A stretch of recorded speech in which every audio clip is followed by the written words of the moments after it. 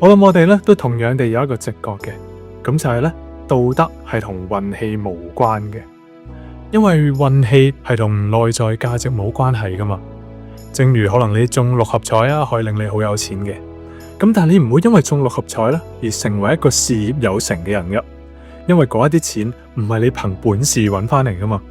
咁同樣地啦，我哋都會認為一個人係唔會因為好彩就變成一個道德嘅人嘅。咁但係事實又係咪真係咁樣呢？我哋可以想象兩個同樣都係飲咗酒之後跟住去揸車嘅司機啦。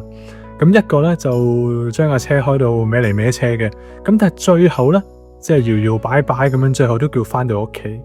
咁但係另一個咧，雖然同樣地都係將架車開得歪嚟歪車啦，但係咁啱咧路邊就衝出一個細路，佢就撞到嗰個細路。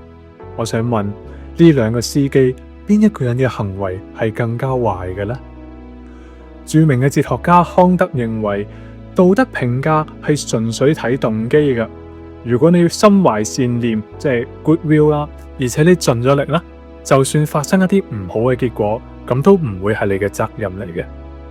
咁但係喺現實中，我哋又係咪真係淨係睇動機或者意圖呢？喺法律上面，我哋會判第二個人更加重嘅罪，例如係危險駕駛導致他人死亡咁啦。咁對第一個人呢，我哋通常只係會罰錢嘅啫。例如係危險駕駛啊，或者再輕一啲不小心駕駛咁樣。而喺社會上面，我哋咧都會對呢兩個人進行唔同程度嘅道德譴責噶。我哋會指責嗰個撞到人嘅為殺人兇手，而另一個咧就只係一個粗心大意嘅司機。當代美國哲學家 Thomas Nagel 就認為，我哋一方面好似康德咁樣，認為道德評價咧應該關注一啲我哋能夠控制嘅事嘅，但另一方面，我哋嘅道德判斷又無可避免地會受到一啲冇辦法控制嘅外在因素影響，而呢一啲因素佢就稱為道德運氣。大家好，我係 Kat， 今日我哋會睇嘅正正就係 Thomas Nagel 嘅呢一篇論文《道德運氣》（Moral Luck）。Nagel 認為喺我哋嘅道德直覺裏面咧，係有一個控制條件嘅 condition of control。呢個條件係指乜嘢啊？就係指人係指應該對嗰一啲佢哋能夠控制嘅事情負責嘅。呢一個條件咧，簡單而且強大，幾乎冇邊一個人咧會反對嘅。我哋可以諗下，如果呢一刻咧就打隻呢一拳，咁你當然會好嬲啦。咁但係如果你發現，原來我係因為我癲癇症發作，我隻手不受控制咁樣揈嚟揈去，跟住打到你，咁你仲會唔會咁嬲呢？可能你都仲係會嬲嘅，因為畢竟我係打到你嘛。咁但係至少咧，你應該唔會再責怪我啦，係咪？可能你仲會話，呢個都唔係你嘅錯嚟嘅，因為你冇辦法控制你嘅身體啊嘛。咁但係如果唔係咁樣嘅，我只係因為心情唔好，所以特登打咗你咧。咁我嘅道德責任咧就係不能夠避免嘅，甚至可能會被告普通襲擊啦。因為呢樣嘢係我揀噶嘛，我選擇咗揮拳，同埋而呢樣嘢係我能夠控制嘅。呢一個咧就係控制條件啦。我哋嘅道德責任只能夠延伸到去到嗰一啲我哋意志所能夠控制嘅範圍嘅啫。康德咧就非常之認同呢一個條件。佢認為我哋喺評價一個人嘅道德嘅時候，根本係唔應該睇結果嘅。佢認為結果咧，其實會受到好多外在因素干擾，而嗰一啲嘢咧係我哋冇辦法控制嘅。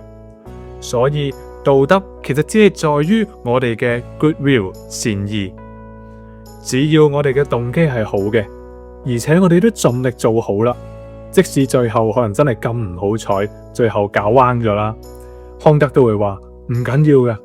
你嘅善意依然係如寶石一樣閃耀嘅。呢樣嘢咧，聽起嚟係好合理嘅。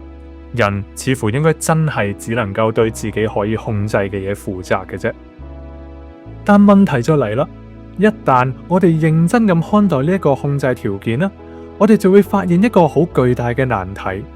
我哋嘅身上幾乎冇乜嘢係完全可以由我哋自己控制嘅。如果我哋嚴格遵守，我哋只能夠對我哋控制範圍以內嘅事情負責嘅呢一個原則咧，咁我哋會發現，我哋每日做嘅大多數嘅道德判斷咧，其實都係唔合理嘅。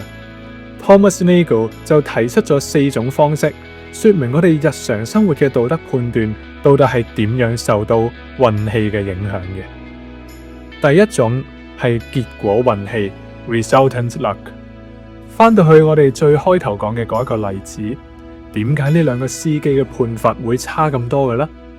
可能你會話，咁當然啦，因為一個人撞到人啊嘛，而另一個人就冇喎。咁但係呢一件事係咪真係嗰兩個司機可以控制嘅呢？其實唔係嘅，只不過係因為有個路人咁啱喺嗰一秒出現喺嗰度啫。呢兩個司機喺開車嘅時候嘅意志係完全一樣嘅，佢哋係一樣咁魯莽啦，一樣咁無視法律嘅。撞到人呢，只係一個不能控制嘅不幸事件嚟啫。所以當我哋話第二個司機係殺人兇手嘅時候，其實我哋唔係懲罰緊佢嘅酒駕行為嘅，我哋係懲罰緊佢運氣唔好啦。因為如果嗰一條路咁啱係冇人嘅，佢又順利翻到屋企啦，咁我哋就會話，其實都唔係咩大不了啫，嘛咁頂多罰佢幾千蚊啦，咁啊下次唔好啦咁樣。咁但係其實佢嘅行為喺本質上都係一樣嘅，係嘛？都係酒駕啦，都係魯莽駕駛啦。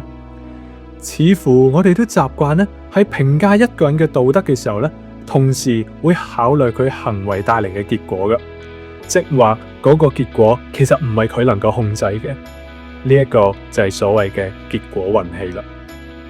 而第二種咧就係叫做構成運氣 （constitutive luck）。Nagel 認為，當我哋對一個人做出道德評價嘅時候，其實我哋唔係淨係評價佢嘅行為嘅，我哋亦都評價一個人嘅性格。我哋通常認為我哋係可以指責其他人嘅性格缺陷嘅，例如係如果一個人係一個好容易嫉妒嘅人，或者好容易發嬲嘅人，咁我哋就可以話，你唔應該嫉妒喎。而當我哋講你唔應該嫉妒嘅時候，其實我哋就對嫉妒嘅呢一個情感或者衝動咧，就落咗一個道德判斷咯。我哋可以想象一個人，佢天生嘅性格咧，就可能係比較容易嫉妒啦，或者比較自私嘅。咁如果佢憑住佢強大嘅意志力咧，成功壓制住咗呢一啲嫉妒或者自私，冇去做一啲破壞他人成功啊或者其他嘅惡劣行為，喺我哋嘅眼中咧，佢仍然係一個陰沉且嫉妒嘅人。喺某種程度上面，我哋依然喺道德上責備緊呢個人嘅，佢依然被視為一個道德上有瑕疵嘅人。咁但係呢啲所謂嘅道德瑕疵咧，好可能係出於佢嘅基因啦、大腦嘅神經化學啦，或者係佢童年時候嘅經歷咧，被塑造出嚟嘅性格特質。呢一啲咧都唔係佢可以控制嘅。我哋對佢嘅道德判斷，本質上又係咯，其實係譴責緊佢唔好彩啊。Nagel 同意啦，我哋有時候其實會意識到譴責性格缺陷咧係唔合理嘅，但問題係只要我哋停止反思咧，我哋就會繼續去譴責嗰啲性格嘅缺陷咯。我哋仍然係會話你唔應該嫉妒啊，你唔應該咁易發嬲噶，你唔應該點點點，而唔係話哎呀你真係唔好彩啦，你天生咧就心胸狹窄咁樣。我哋咧似乎係冇辦法克制自己去評價一個人嘅性格特質嘅，即使我哋心裏面其實好清楚嗰一啲性格特質咧唔係佢能夠控制嘅。而第三種咧就叫做情景運氣 （circumstantial luck）。簡單啲嚟講咧，呢樣嘢係關注緊我哋到底遇到點樣嘅道德考驗嘅。我相信咧，我哋都係一般意義下嘅好人啦，係嘛，平安度日嘅。講唔上係咩道德聖人，但係都唔係大奸大惡。咁但係如果我哋其實係生活喺納粹時頭嘅德國，到底我哋能唔能夠保證自己唔會成為怪物呢？喺呢一度 Nagel 就舉出咗一個有少少極端嘅例子，就係納粹德國嘅軍官。我哋咧可以想象兩個人，第一個人咧，佢生活喺1930年代嘅德國。佢正好咧就成長喺嗰個狂熱啦、排外啦嘅社會氛圍裏面，咁啱咧又被徵召成為咗集中營裏面嘅軍官，而呢一個人咧就好 discipline 嘅，又盡忠職守嘅。咁結果咧，佢就參與咗種族滅絕，犯下咗一啲不能夠被饒恕嘅罪行。而第二個人咧，佢都生活喺同一個時代，咁但係咧佢就出生喺阿根廷嘅，咁佢就係一個農夫嚟嘅。佢一生咧其實都係好平靜咁樣去照顧佢嘅果園啦，養育佢嘅孩子啦，咁最後咧就好安詳咁樣平安咁離開咗呢個世界。我哋無可避免地咧，會喺道德上徹底咁樣譴責嗰個德國軍官，又或者欣賞嗰個阿根廷農夫嘅平靜度日。咁但係呢兩個人喺道德上面嘅本質差別，係咪真係有我哋想象中嘅咁大呢？如果嗰個德國軍官其實係出生喺阿根廷嘅，佢冇被徵召到，會唔會佢都能夠成為一個熱愛園藝、平靜度日嘅農夫呢？佢成為咗怪物，只係因為佢被掟入咗嗰個處境裏面，佢生活喺納粹時候嘅德國。而調翻轉咁講啊，如果嗰一個農夫就係生活喺1930年代嘅柏林，佢係咪真係可以拍心口保證自己唔會成為嗰一個怪物呢？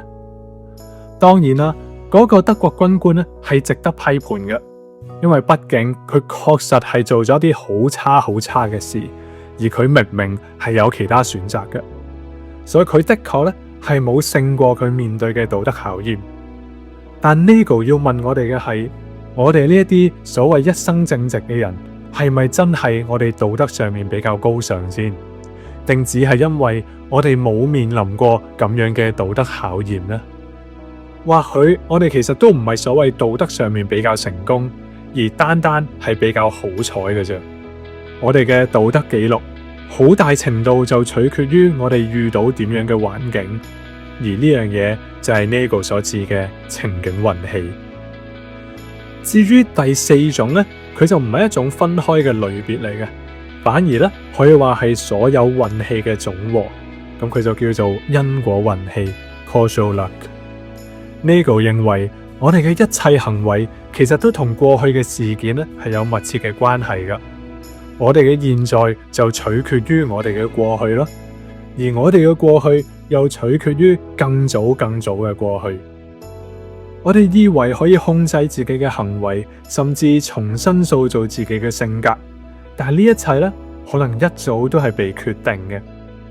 例如咁講啦，我哋都決定想做一個好人咁先算啦。咁似乎呢個決定咧都係我哋嘅自主決定嚟嘅。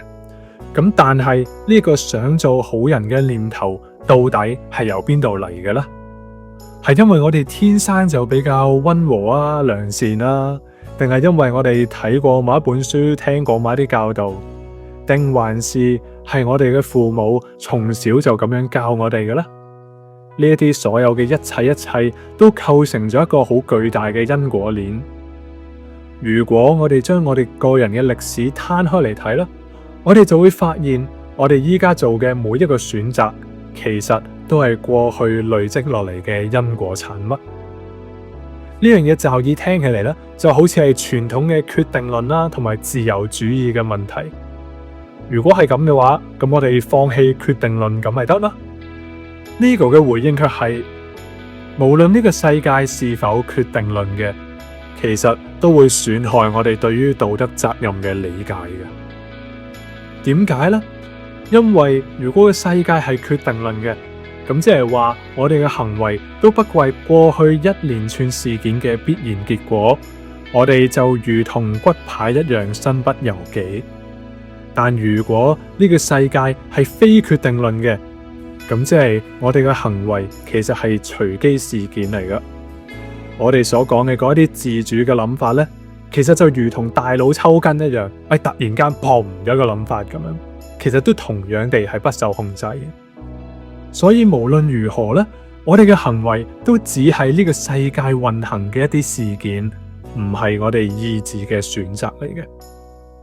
問題並唔在於我哋是否相信世界係決定論嘅，而係在於我哋是否將自己視為呢一個宏大世界嘅一部分。呢個認為呢一個係一個冇辦法解決嘅矛盾嚟㗎。我哋當然會將自己視為一個有主體性嘅人啦，咁但係同時我哋又無可避免地將自己視為呢一個客觀世界運行嘅一部分。呢一個矛盾嘅根源就在於我哋人類嘅自我認知喺本質上就係分裂嘅。我哋同時就擁有兩種視覺，一種係內在視覺，我哋將自己視為獨立嘅行動者，我哋感覺自己係可以選擇嘅，係可以為自己嘅行為負責嘅，所以我哋就可以喺道德上面評斷自己啦，評斷其他人啦。而另一種咧就係外在視覺，或者叫做客觀視覺。當我哋理性地觀察呢個世界，我哋會發現啦，人類似乎都係宇宙因果鏈裏面嘅一環嚟噶。我哋嘅基因啦、性格啦、際遇啦，其實都係由一大堆不可控嘅外部因素形塑出嚟噶。呢兩個視覺，一個咧就要求我哋要為自己嘅行為、為自己嘅人生負責，而另一個咧就指出我哋嘅人生其實都係運氣使然、命運使然嘅。Nagel 認為呢兩種視覺喺邏輯上其實係冇辦法共存噶，咁但係我哋又偏偏冇辦法放棄任何一種視覺。我哋既冇辦法放棄人必須對自己負責嘅呢一個道德要求，亦都冇辦法否認我哋人其實係被外在環境形塑嘅呢一個事實。面對呢一個矛盾咧，Nagel直言佢係冇辦法俾出一個答案嘅。佢甚至話 I have nothing to offer。或許承認呢個矛盾先係我哋作為人類最真實嘅狀態。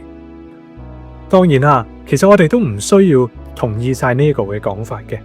事實上，運氣有幾大程度影響我哋嘅道德判斷呢？運氣同道德責任係咪真係咁唔相容呢？甚至道德係咪真係要求我哋必須要先擁有自由意志呢？呢一啲嘢其實都係可以詳細咁討論㗎。不過都係嗰一句啦，其他哲學家嘅回應呢，同我個人嘅睇法呢，就留喺未來再同大家分享啦。感謝大家今日同我一齊讀 Thomas Nagel。如果你中意呢一集嘅內容，希望你可以 like 咗呢一條片佢，訂閱呢個 channel， 亦都歡迎你將呢一條片 share 俾你身邊可能覺得有興趣嘅朋友。同時亦都歡迎你留言話俾我聽，你對於 Nagel 提出嘅呢一個有關道德運氣嘅難題，又有冇一啲乜嘢睇法咁呢？又或者如果你有啲想一齊談論嘅道德問題，亦都歡迎你留言話俾我聽。我係 Kat，我哋下次再見，拜拜。